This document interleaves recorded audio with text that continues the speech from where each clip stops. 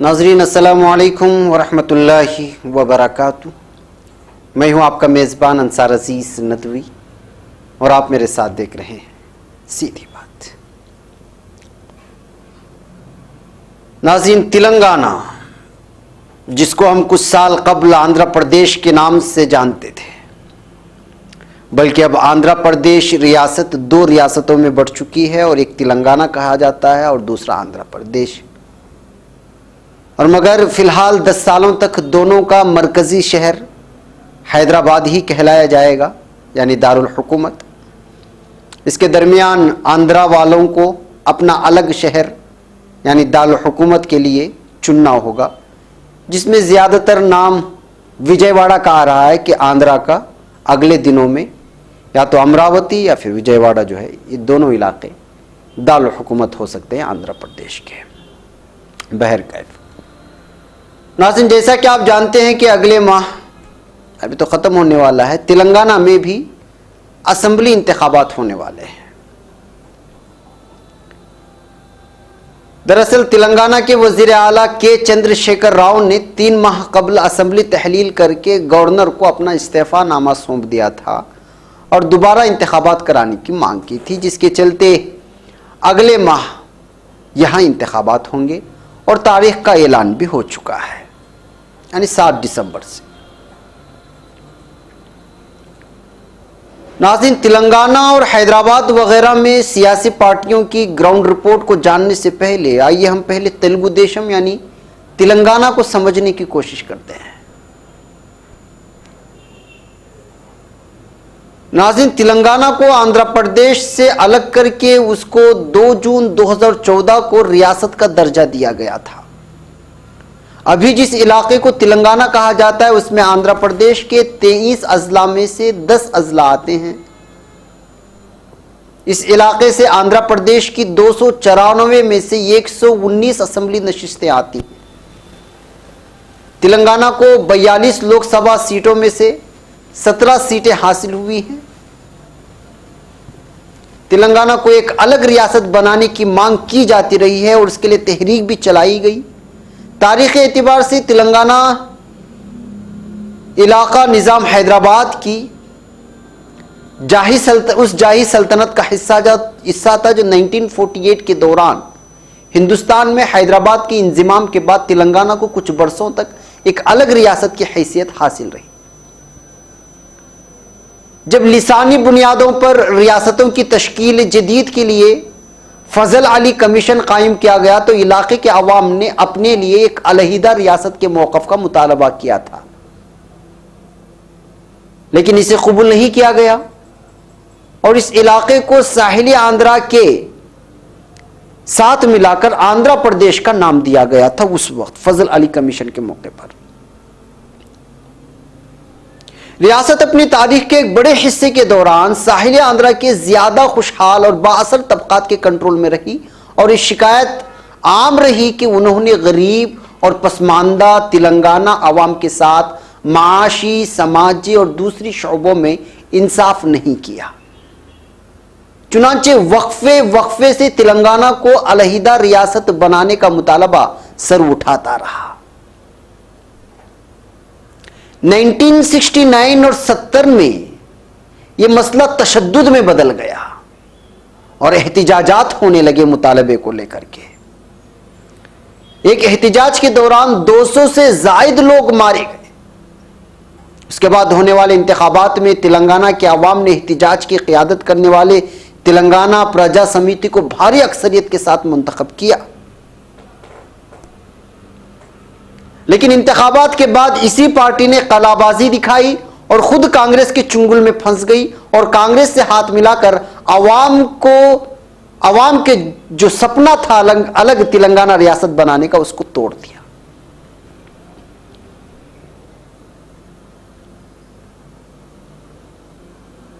इससे अवाम बहुत ही दिलबर्दाश्ता हो गए और तकरीबन 3 दहाइयों तक तेलंगाना रियासत का नाम ही नहीं आया दोबारा। फिर साल 2001 के दौरानिए में यह मसला उस वक्त फिर शिद्दत के साथ उठा जब तेलुगु देशम पार्टी से चंद्रशेखर ने चंद्रशेखर राव ने अलहदगी इख्तियार कर ली और तेलंगाना राष्ट्र समिति के नाम से अपनी नई पार्टी बना ली। रफ्ता रफ्ता ये पार्टी तेलंगाना के नाम से इतनी मजबूत हुई कि साल 2014 के इंतखाबात के लिए कांग्रेस को इस पार्टी के सामने झुकना पड़ा इत्तेहाद के लिए, और दोनों का मुआहदा था कि वो तेलंगाना के मसले को इलाके के आवाम के ख्वाहिशात के मुताबिक हल करेंगे। और इसके सरबराहों को और इसके लीडर टीआरएस को उम्मीद भी थी, मगर ऐसा नहीं हुआ। कांग्रेस अलग अलग बहानों से पैंतरे बदलती रही और एक नए कमीशन के क़याम की बात करती रही। इस बीच तेलंगाना रियासत की हिमायत ना करने वालों में तेलुगु देशम पार्टी और इसके अलावा सीपीआई, सीपीआईएम आंध्र प्रदेश और मजलिस इत्तेहादुल मुस्लिमीन जो असदुद्दीन ओवैसी की पार्टी थी, जो यहाँ के मकामी मुसलमानों की लगभग 70% नुमाइंदगी करती है, उन्होंने इसकी मुखालिफत की थी। लेकिन बीजेपी ने तेलंगाना के अलग रियासत की तायीद की और इस तरह बिलाखिर 2 जून को 2014 के 2 जून को आंध्रा से तेलंगाना टूट गया। नाज़रीन, अलहदगी के बाद अब पहली बार तेलंगाना में असेंबली इंतखाबात का पारा चढ़ा हुआ है और यहां का मुकाबला इसलिए भी दिलचस्प है कि यहां खुद को मुसलमानों की नुमाइंदा कहने वाली पार्टी मजलिस इत्तेहादुल मुस्लिमीन जनाब असदुद्दीन ओवैसी, जिसके सरबराह हैं, बराह रास्त कांग्रेस और बीजेपी से लोहा लेते हुए नजर आ रहे हैं।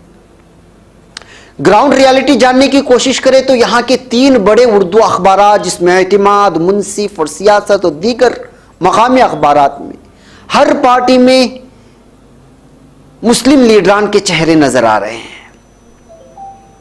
और हर लीडर एक दूसरे की पार्टी को निशाना बनाते हुए नजर आ रहा है।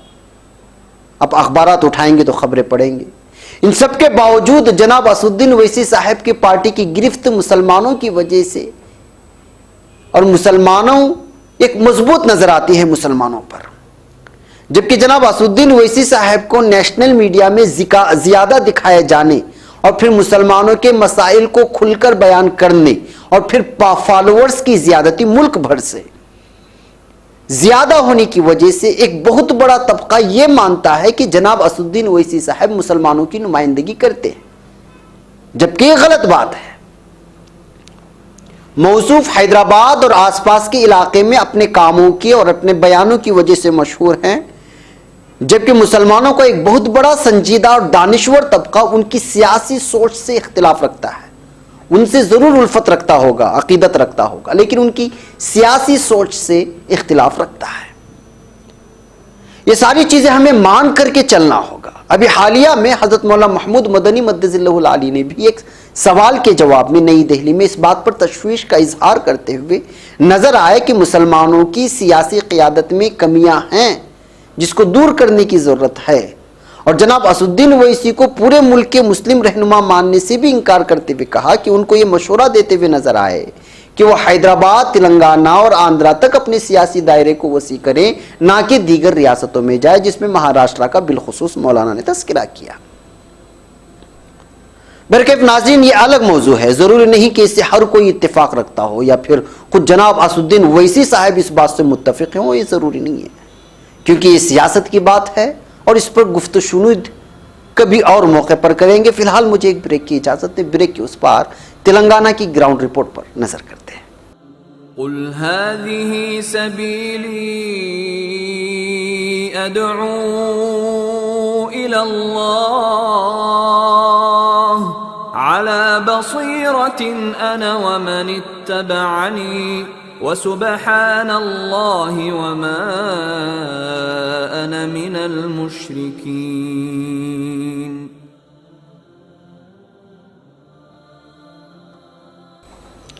नाज़रीन, इस्तकबाल है सीधी बात की अनोखी महफिल में। नाज़रीन, तेलंगाना में कदम जमाने के लिए बीजेपी संजीदा कोशिशें कर रही है। 7 दिसंबर को मुनाकिदा शिदनी असेंबली इंतखाबात में बीजेपी की जानिब से तमाम 119 असेंबली हलकों से उम्मीदवारों को ठहराने का फैसला लिया जा चुका है और जारहाना इंतखाबी मुहिम चलाने के लिए कमरबस्ता हो गई है। और साथ ही बीजेपी इस कोशिश में भी है कि किसी तरह से वो विकास के मुद्दे को पीछे धकेलकर कोई ऐसा मुद्दा हाथ लगे जिस मसले से आग लगाया जाए। अभी हाल ही में आपको मालूम होगा कि नेशनल मीडिया राजस्थान और मध्य प्रदेश के इंतखाबात को बहुत ही ज्यादा दिखा रहा था और तेलंगाना की कोई खबर ही नहीं आ रही थी। मगर अचानक जनाब असदुद्दीन ओवैसी के एक इंतखाबी मुहिम में की गई तकरीर, जिसमें बीजेपी मुस्लिम मुक्त भारत चाहती है कि एक बयान था जिसमें लफ्ज इस्तेमाल किया गया था, ये जुमला इस्तेमाल किया गया था, उसको इतना उछाला कि बाकायदा एक बहस छिड़ गई और बीजेपी ने इसका पूरा फायदा उठाते हुए तमाम रियासतों में इसको कैश करने की कोशिश की और करना चाहती भी है। लिहाजा फिलहाल हमें लगता है कि हमारी ओवैसी ब्रादरान को ऐसे मुद्दों से परहेज करना चाहिए जिससे बीजेपी एक बार फिर हिंदू मुस्लिम का मसला बनाकर असल विकास के मुद्दे को पीछे धकेल दे, क्योंकि वो विकास के मामले में बीजेपी इस वक्त पूरी तरह नाकाम हो चुकी है और इसी को आवाम के सामने उजागर करना चाहिए। बहरकैफ ग्राउंड रियलिटी कह रही है कि तेलंगाना की आवाम एक बार फिर केसीआर को ही चुनकर लाना चाहती है। अंग्रेजी जरीदा और टेलीविजन चैनल इंडिया टुडे की जानिब से तेलंगाना असेंबली इंतखाबात के इम्कानी नताइज के मुतालिक एक 2 दिन कबल कराए गए एक सर्वे के हैरत अंगेज और चौंका देने वाले नताइज सामने आए हैं। इंडिया टुडे की जानिब से पॉलिटिकल स्टॉक एक्सचेंज के उन्वान से तेलंगाना असेंबली इंतखाबात के इम्कानी नताइज के मुतालिक अवाम की राय जानने की कोशिश की गई तो इस सर्वे रिपोर्ट में बताया गया है कि रियासत के 43% अवाम टीआरएस के सरबराह चंद्रशेखर राव को दोबारा चीफ मिनिस्टर बनता हुआ देखना चाहते हैं और मजीद है कि शेखर राव दोबारा चीफ मिनिस्टर बनने का 75% इम्कान है, जबकि कांग्रेस कायद सदर टीपीसीसी उत्तम कुमार रेड्डी को 80% अवाम और बीजेपी कायद जी किशन रेड्डी को 15% अवाम चीफ मिनिस्टर के ओहदे पर फाइज देखना चाहते हैं। जबकि तेलंगाना जन समिति के सदर प्रोफेसर एम कोविंदा राम को 6% अवाम की ताईद हासिल है। दूसरी तरफ रियासत के 48% अवाम ने के चंद्रशेखर राव की क़ियादत में टीआरएस की 4 साल दौरे हुकूमत की कारकर्दगी पर इजहार इत्मीनान किया है, यानी वो मुतमईन थे उनकी हुकूमत से। रियासत के 26% अवाम हुकूमत की कारकर्दगी से नाखुश बतलाए गए और 16% अवाम हुकूमत की कारकर्दगी को औसत दर्जे की करार दे रहे हैं।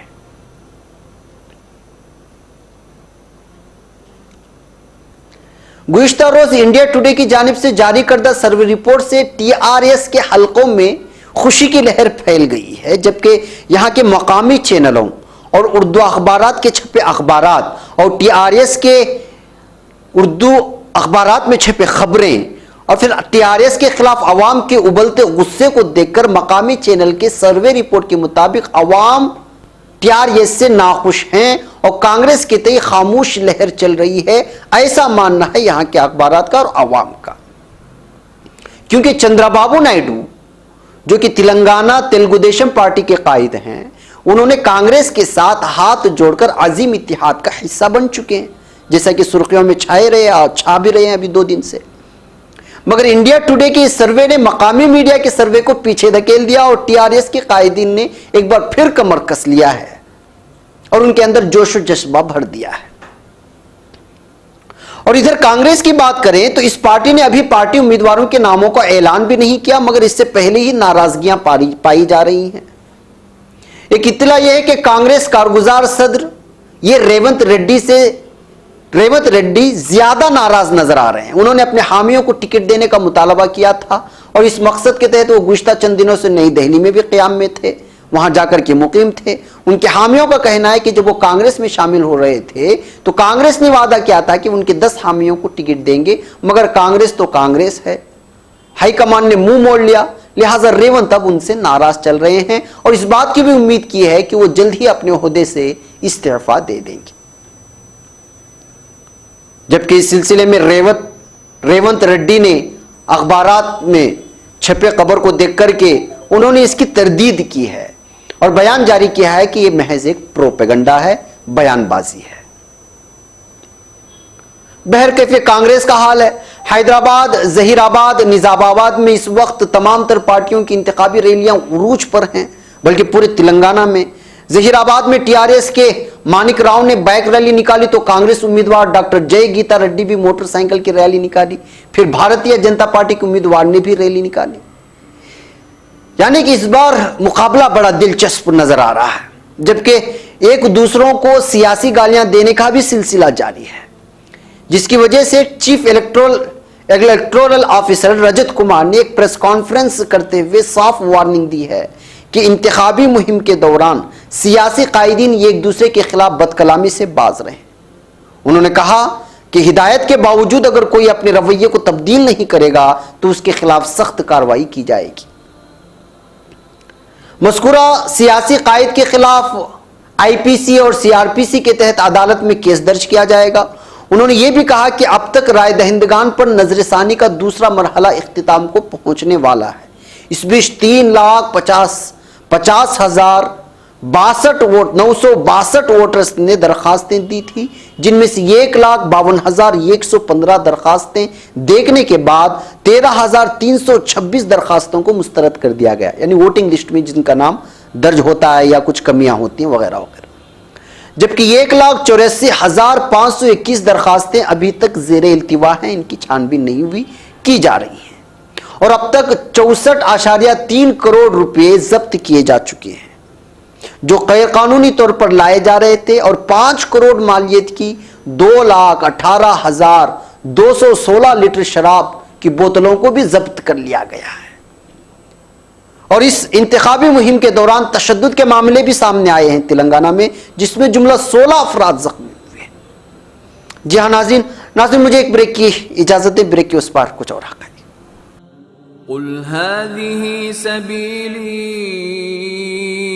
अदअू इलल्लाह अला बसीरतिन अना व मन इत्तबअनी व सुब्हानल्लाहि व मा अना मिनल मुश्रिकीन।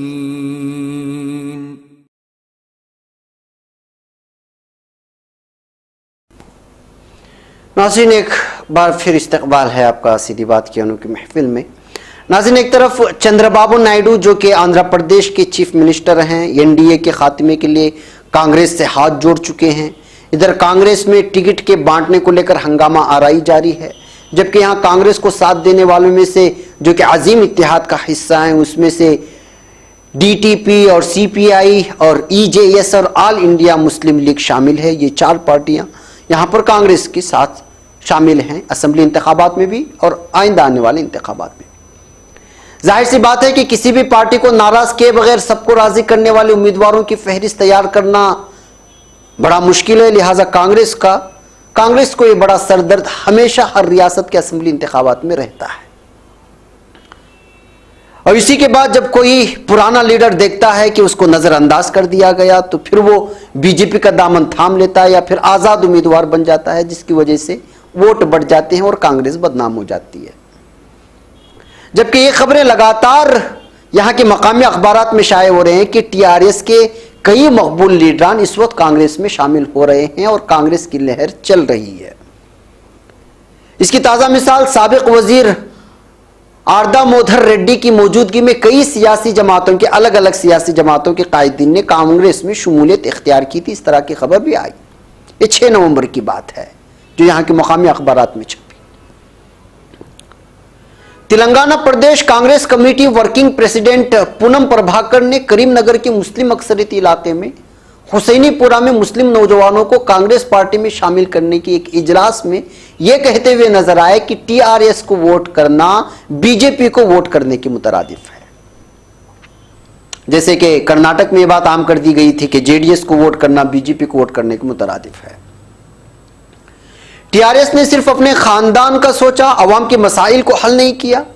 उधर मजलिस इत्तेहादुल मुस्लिमीन के बरादरान हैदराबाद के मुख्तलिफ असेंबली हलकों में और जहां जहां से उनके उम्मीदवार लड़ रहे हैं, खूब घूम फिर करके इंतखाबी मुहिम चला रहे हैं। हल्के चार मीनार में मुनक्किदा एक प्रोग्राम में जनाब अकबरुद्दीन ओवैसी, जो असदुद्दीन ओवैसी के भाई हैं, ये कहते हुए मिले कि मजलिस का मुकाबला बराह रास्त बीजेपी से है। बाज़ मुनाफिकीन बीजेपी के एजेंट बनकर हमारी सफ़ों में इंतशार पैदा कर रहे हैं। उनका मकसद चार मीनार से बीजेपी की कामयाबी यकीनी बनाना है। इसलिए ज़रूरी है कि हम पहले ज़्यादा मुत्तहिद होकर, पहले से भी ज़्यादा मुत्तहिद और मुनज़्ज़म होकर इन अनासिर के बढ़ते कदमों को रोकें। उन्होंने दावा किया कि मजलिस मजलूमों और कमज़ोरों की आवाज़ है जो बेबाक तरीके से उनके मसाइल की तर्जुमानी करती है। उन्होंने यह भी कहा कि पूरे मुल्क की नजरें आज हैदराबाद पर टिकी हुई हैं, क्योंकि मजलिस अब पूरे हिंदुस्तान में मशहूर हो चुकी है और मुसलमानों की आवाज बन चुकी है। ऐसे में मुनाफिकीन को उखाड़ फेंक कर पूरी तरह मुत्तहिद होकर मजलिस की नुमाइंदों का इंतखाब करें। जहां तक हैदराबाद का ताल्लुक है या हैदराबाद से मुताल्लिक मजलिस की खिदमात की बात है, यह वाकई कबूल करने की बात है। नाज़रीन, जाहिर सी बात है कि मजलिस के काम और काज से यहाँ के कुछ लोग या अखबारात मुखालिफत करते हों, मगर मुस्लिम अवाम का झुकाव और लगाव ज़्यादातर मजलिस से है। असदुद्दीन ओवैसी से सियासी इख्तिलाफात हो सकते हैं, मेरे भी आपके भी, उनके बयानात से इख्तिलाफात हो सकते हैं, बल्कि मुझे भी है इख्तिलाफ, मगर इसका मतलब यह नहीं कि हम उनकी खिदमात को फरामोश करें। गरीब मुस्लिम दलित तबके के तलबा को मुफ्त स्कॉलरशिप हो या तिब्बी इमदाद हो या तलबा के लिए स्किल डेवलपमेंट की इजलास मुनक्किद करना हो, अक़लियती ग्रेजुएट्स को तालीमी इमदाद हो, अक़लियतों के लिए सरकारी बजट में बढ़ोतरी की मांग हो और बढ़ चढ़ कर मांग करना हो, या फिर जब कभी अक़लियतों पर फ़िरक़ा परस्त हमलावर होते हैं उस वक्त मजलूम की ज़बान बनना हो, इस मैदान में मजलिस और बरादरान की जो खिदमात हैं उसका तस्करा लाजमी है। लिहाजा अब हैदराबाद और तेलंगाना के मुसलमानों को इस बार यह तय करना होगा कि हमारे मुत्तहिद वोट किसको जा रहे हैं, क्योंकि टीआरएस में भी आज़िम इत्तेहाद में भी और बीजेपी में भी, यानी टीआरएस में भी मुसलमान शामिल हैं, अजीम इत्तेहाद यानी जिसमें कांग्रेस है उसमें भी मुसलमान शामिल हैं, और बीजेपी में भी मुस्लिम चेहरे नजर आ रहे हैं, और हर कोई अपनी हिमायत याफ्ता पार्टी को जिताना चाहता है, और इस चक्कर में सारे के सारे वोट बिखर कर रह जाते हैं। और तेलंगाना के मुसलमानों को इस बार यह भी मान करके चलना होगा कि मुल्क के 5 रियासतों में हो रहे असेंबली इंतखाबात के नताइज का असर सीधे सीधे 2019 के पार्लिमानी इंतखाबात पर होने वाला है। अब लोग पूछते हैं कि इतनी सारी पार्टियों में जो मुसलमान लीडरान हैं तो करे क्या। उसका आसान तरीका यह है कि आप देखें कि इलाके में या आपके महल्ले में या आपके दानिश्वर तबका या उलमा का तबका किस सेकुलर लीडर की जानिब इशारा कर रहा है। अगर किसी इलाके में कोई मुसलमान उम्मीदवार है और उसकी वजह से वोट बंटने का खदशा है तो आप ऐसे पार्टी के उम्मीदवार को वोट दें जो सेकुलर पार्टी से है, चाहे किसी भी मजहब से ताल्लुक क्यों ना रखता हो। मकामी पार्टियों को तरजीह देना सबसे ज्यादा बेहतर है, क्योंकि वो आपके मसाइल को और महल्ले के मसाइल को सबसे ज्यादा पहचानता है। अगर 2-3 पार्टियों में तीनों पार्टियों के अगर उम्मीदवार मुसलमान हैं और यहां वोट के बंटने का खदशा है तो फिर पूरे महल्ले के दानिश्वरान को, उलमा को और मसाजिद के अइम्मा को यह तय करना होगा कि वो 3 मुसलमानों में से किस एक लीडर का इंतखाब कर सकते हैं। अगर मजलिस के साथ जाना चाहते हैं तो पूरी तरह जाएं, टीआरएस के उम्मीदवार के साथ जाना चाहते हैं तो पूरी तरह जाएं, या अजीम इत्तेहाद के साथ जाना चाहते हैं तो पूरी तरह जाएं, मगर वोटों को बिखेरने का मौका हरगिज फराहम ना करें। अगर वोटों को तोड़कर हम अपनी पार्टी के पीछे पड़ जाएंगे तो फिर वही होगा जो न किसी का भी उम्मीदवार नहीं जीतेगा और चौथी पार्टी अपना मौका निकाल करके कामयाब हो जाएगी और फिरकापरस्त पार्टी के उम्मीदवार को मौका मिल जाएगा। याद रखिए कि फिरकापरस्त ताकतें इंतखाबात से पहले ही नफरत की सियासत का आगाज कर चुके हैं। यूपी की तरह यहां भी नाम बदलने की सियासत शुरू हो चुकी है। मंदिर मस्जिद की बहस छिड़ चुकी है। लीडरान अपने बयानात में ऐसा मुद्दा, बल्कि हमारे लीडरान को ऐसे बयानात करना ही नहीं चाहिए, ऐसा मुद्दा उठाना ही ना चाहिए जिसको फिरका परस्त पार्टी कैश करे और मजहब की सियासत शुरू हो जाए और इस मजहब मस्जिद और मंदिर के शोर में असल मसले दब करके रह जाए। क्योंकि मीडिया इसी तलाश में है कि अवाम को किस तरह गुमराह किया जाए, और फिरका परस्त ताकतें भी, और इसके लिए वो ऑलरेडी पेड हैं। उनको सिर्फ शूशा मिलना है और फिर आग फैलाना है, वो इंतजार में बैठे हैं। लिहाजा मुझे और आपको दोनों को संजीदगी से सोचना पड़ेगा नाज़रीन। जी हाँ नाज़रीन, यही हकीकत है। कुल हाज़िही सबीली अदअू इलल्लाह अला बसीरतिन अना व मन इत्तबअनी व सुब्हानल्लाहि व मा अना मिनल मुश्रिकीन।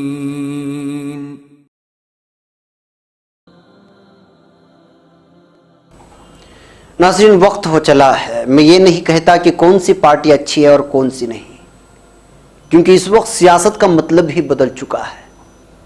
कोई भी पार्टी कौम के हमदर्द बनने की कोशिश करे, उसके पीछे उसके अपने मतलब और उसके मकासिद पिन्हा होते हैं, और हर पार्टी मतलब परस्त है। मगर अल्लाह की दी हुई अक्ल व फहम से हम अंदाजा लगा सकते हैं कि मकामी सतह पर हमारा साथ कौन दे रहा है।